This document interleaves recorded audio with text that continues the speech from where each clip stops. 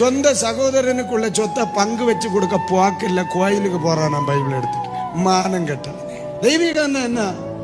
காண்கிற சகோதரனிடத்தில் அன்பாயிராதவன் காணாத தெய்வத்தோடு அன்பாயிருப்பது எப்படின்னு.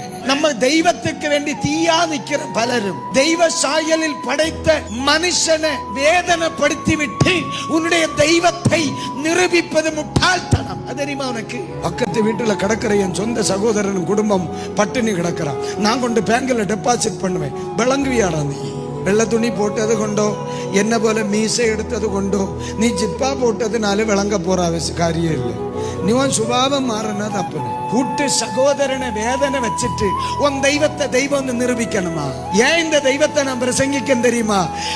அவரை சிநேகிக்கிறது போல என்ன உன்னை சிநேகிக்க சொன்னதுனாலே. தெய்வத்தை ஒருத்தன் சிநேகிப்பான், தன்னோடு வாழ்கிறவன் அவனால சிநேகிக்க முடியும்.